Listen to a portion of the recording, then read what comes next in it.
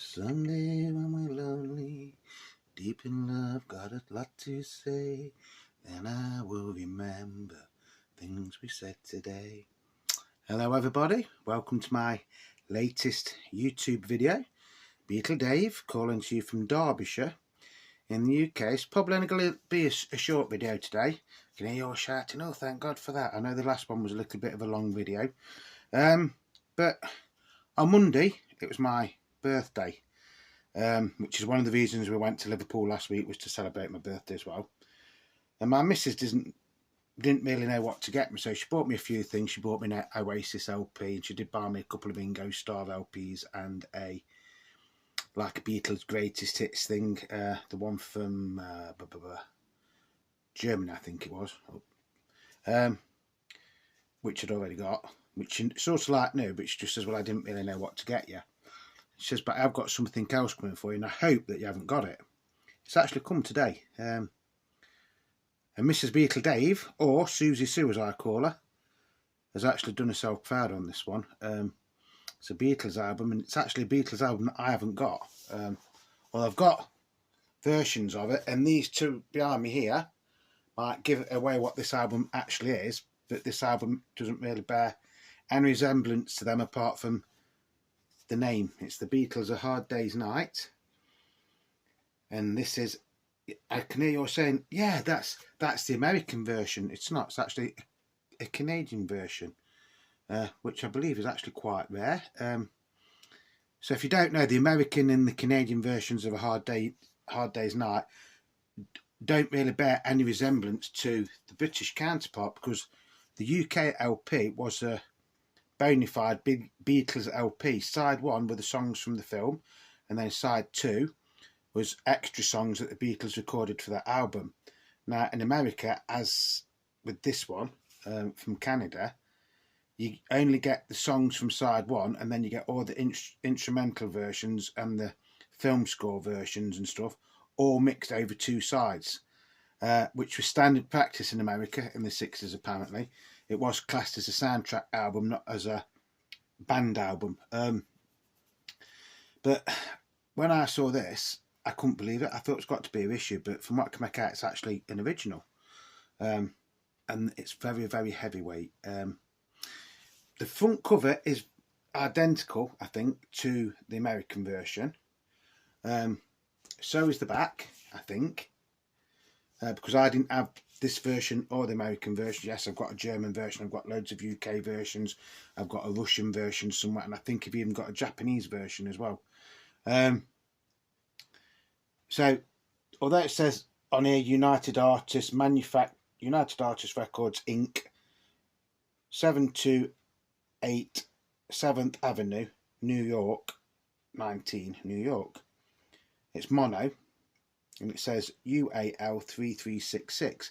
But then up here it does actually say, let me just get my granddad glasses, just bear with 1 sec. That's the trouble. It's nice having birthdays, but it makes you realise how old you're getting, doesn't it? Yes, it says manufactured and distributed in Canada by the Compo Company Limited, I think it says, which is just there. And that is the bit at the bottom. And I've got to say, the actual cover, I think, is in virtually excellent condition. It's not, I mean, these were always dull anyway, weren't they? The South American sort of like, or North American album covers. Because I think this is an original. From what I can make out, it is virtually identical to the American one. But like I say, this is the Canadian version. So you've got the hype for the film starring Wilfrid Bramall. Well, he was a very, very famous actor in the UK at the time. He was famous for being in a comedy called Steptoe and Son, and he played Steptoe and somebody else played the son. And they were Rag and Bone Men. And one of the running jokes in that was, "You're a dirty old man," where in the film A Hard Day's Night, it was, well, he's very clean, isn't he? You know, directed by Richard Lester, produced by Walter Shanson, screenplay by Alan Owen, released through United Artists, musical director George Martin, all songs written by Lennon and McCartney. So that's a bit of hype on the back. The seam and everything, or the spine is all intact. This is why I thought, well, it's got to be a reissue. But then looking at it, I thought it can't be. It is an original. I'm sure it is an original. I'm sure you guys out there, if you know different, you're going to tell me, yes, I know this isn't the original in the sleeve because it's from a Decca record. But it's on a very, very red United Artists label. And right at the bottom it does say the Compo Co Limited, Canada. The Beatles, A Hard Day's Night, original motion picture soundtrack. Like I said, these were released more as soundtracks, weren't they, in Canada and America, rather than like a bona fide Beatles album. So like I say, it is on United Artists.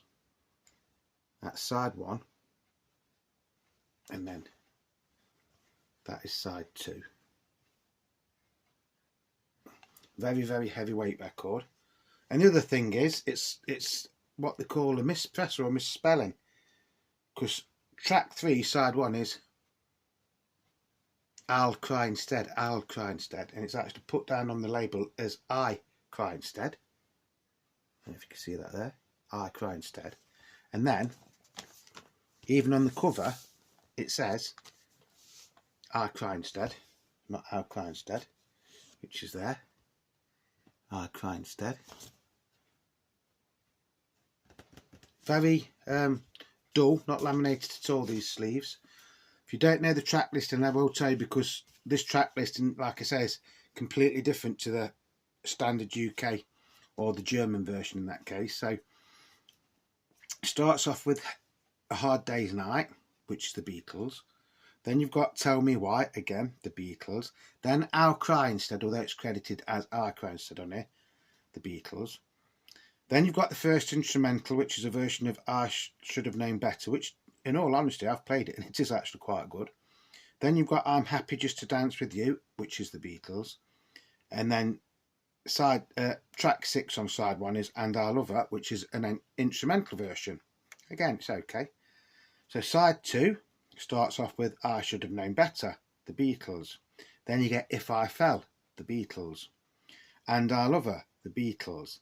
Then you've got Ringo's theme, which is actually This Boy, instrumental. Then you've got Can't Buy Me Love, the Beatles, although on here it says vocal, it doesn't say Beatles, it just says vocal. And then it finishes off with A Hard Day's Night instrumental. Now, I've had a quick look on eBay and Discogs. I know I shouldn't, but I did say to my missus, I actually said, wow, like that one. And she goes, what do you mean, wow? I says, you've done brilliant there. And she goes, that's the first time you've ever said wow to anything I bought you, record-wise. That's no disrespect, but sometimes, because I've got that many records, instead of like asking me what I'd like, she just thinks, well, I'll buy him this and I'll buy him that. But she's done well on this one. She really has done well. I've never seen a United Artists label like this. I don't know what it was like in America. I've seen the reissues on like a brown and a creamy colour, and I think the originals were black, weren't they, or something. So as far as I can work out, this is an original Canadian version. I've played it and it plays absolutely fantastic. In some ways, I don't know, perhaps you lot got it right, because as a film soundtrack it does work, whereas these two here, the UK version of A Hard Day's Night and the German version of Hard Day's Night, aren't really soundtracks. It's just side 1 is from the film. If that makes sense. Even on the B side, it wouldn't say, or the side 2, it doesn't say A Hard Day's Night. There's just nothing. It just say the track listing of the songs, which is a bit weird. But yeah, I like this. I really do like it. Worth quite a bit of money as well. She did tell me what she paid for it. Because we don't have no secrets, have we? And I was quite surprised what she said she got this for, because the cheapest one I could see was for $49, but that was from America. But it was this Canadian version for $49, and then obviously if I had to pay for it to come to England, it would have been another $20-something, I think. She didn't pay anywhere near that. I'm not going to tell you how much she paid for it. I'll just say she's a bit like me and she got a bargain. And when I told her what they was going for, she says, what? So yeah, So well done, Susie Sue. Brilliant. Like I say, I've played it. I didn't. This is one of them Beatles albums where I've always been like that. Should I buy it or shouldn't I buy it? The reason I've never bought it before is because I thought if I'm going to get it, I want an original, and thankfully, that's what my missus has done for me. She has got me an original version.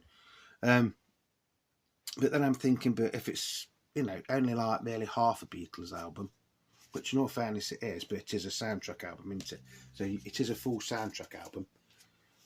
But as in the UK, we'd only class this as like a half Beatles album, although we class Yellow Submarine as a full Beatles album. That's really only 4 songs, isn't it? So, but that's getting off the subject a little bit. Yeah, so I'm absolutely amazed with this find that my missus has got me for my birthday. And that's about it for today. I just thought I'd share that with you. The other one she got me was Ringo Bad Boy Star, which I'd already got, but the copy she got me was virtually mint.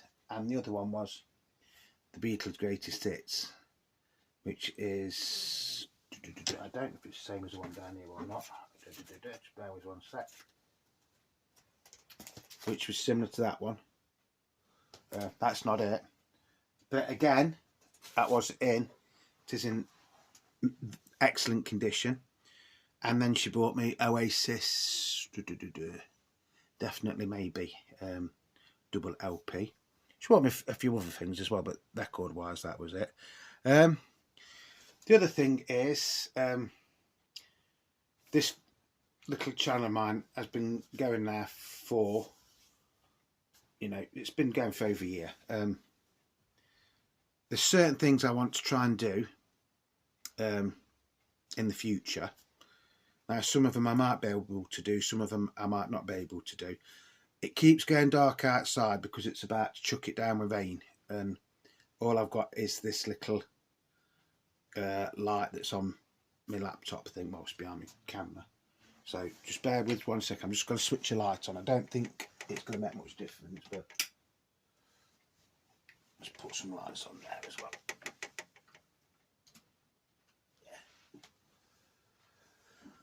Yeah. It's a little bit better. Yeah, one of the things that I want to try and do in the future is, because most of the videos that I do are about records, and it's all right talking to you about records and going into detail, which I know people like, but eventually I would like to do needle drops, but I'm not quite sure how you go about doing it, because I know when I first, one of the first videos I ever did for YouTube was I played a little bit of a 78 that was my mum's. It was Buddy Holly and the Crickets, and it had been on for about 6 months, and then I just got a copyright claim, and I just says, well, I didn't know I'd have like permission, but apparently you do. Now how you get that permission I don't know. I don't know if I've got to get a PRS license or something like that, but then I've noticed other people do it, and they'll say, well, this is a record I bought, and they put it on.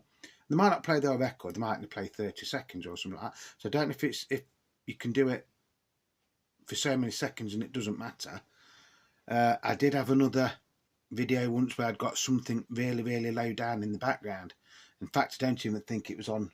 I think I'd have the radio on up here or something like that while I was doing one.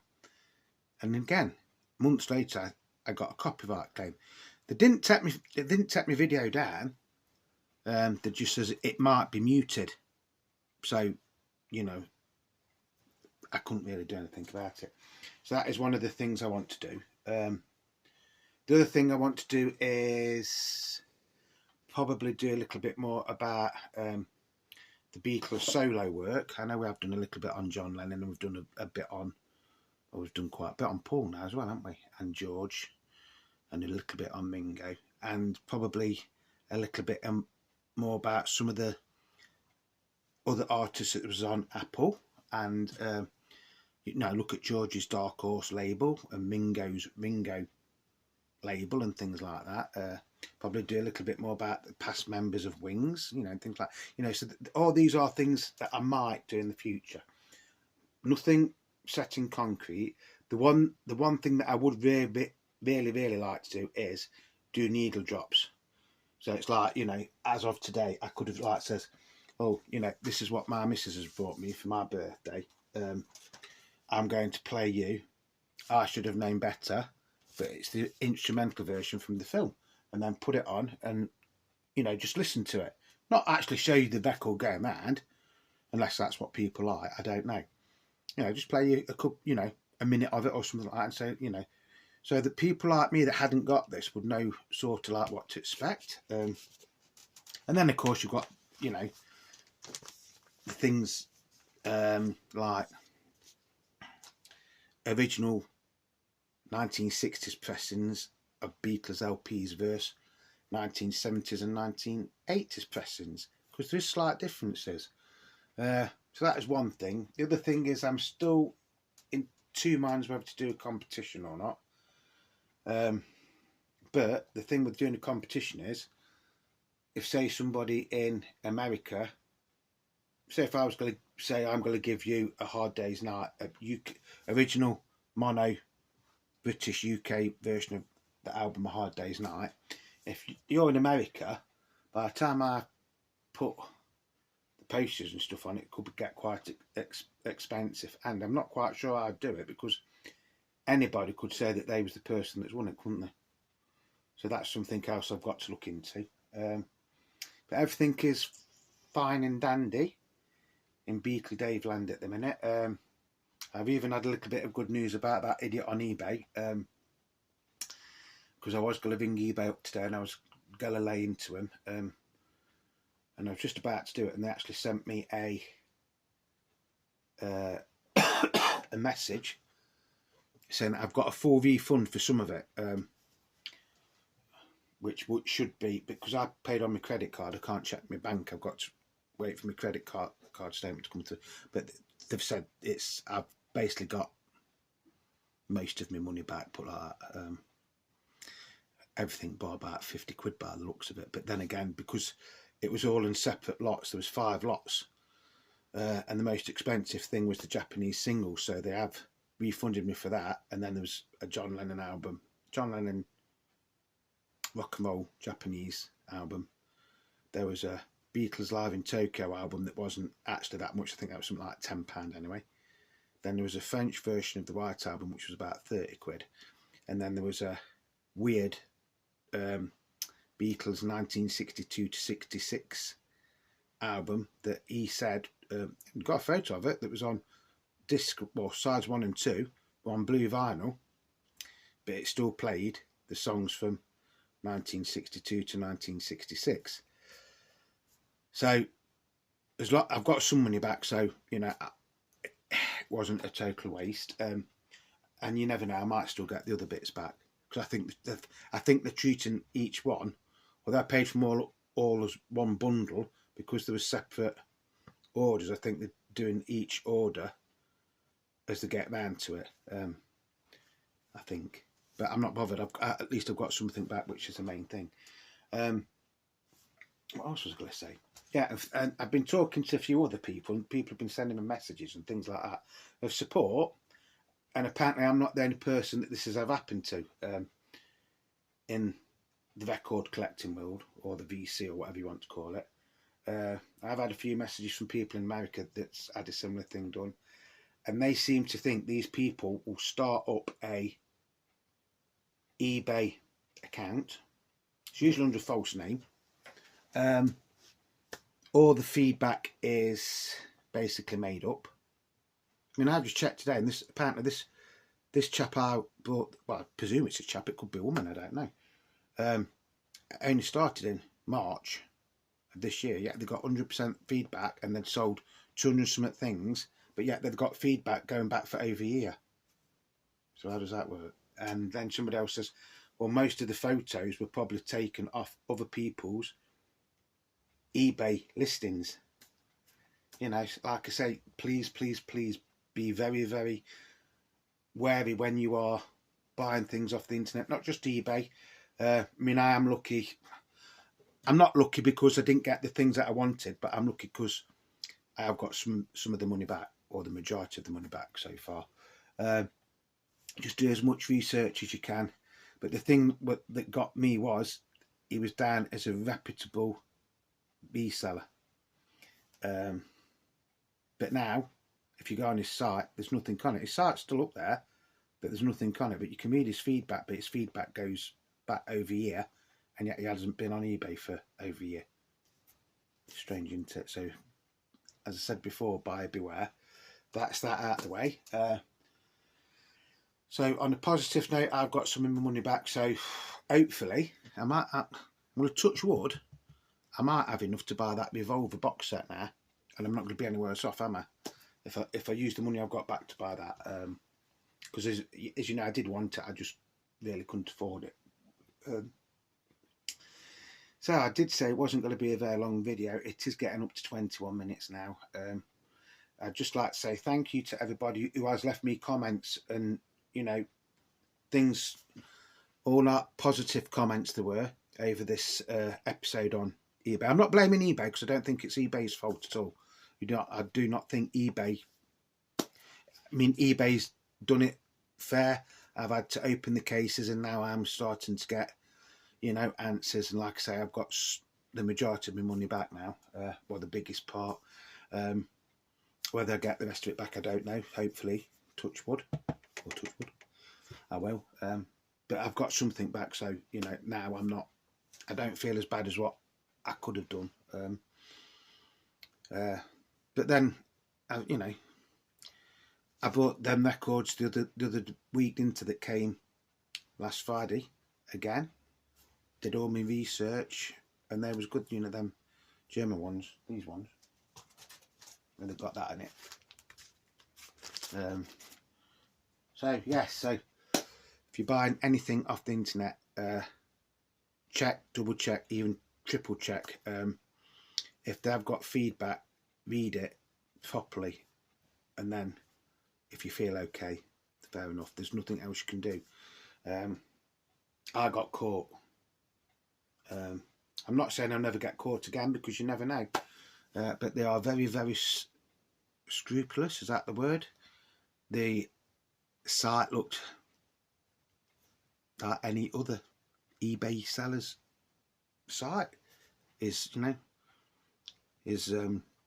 feedback was brilliant and everything. So perhaps he was a genuine bloke. I don't know. Perhaps he was genuine and he's like sold me stuff, and then what somebody else, you know, just says, well, I'll give you X amount for it. So instead of like just saying to me, oh, sorry, I'll refund you the money, he's thought, oh, I'll pocket it.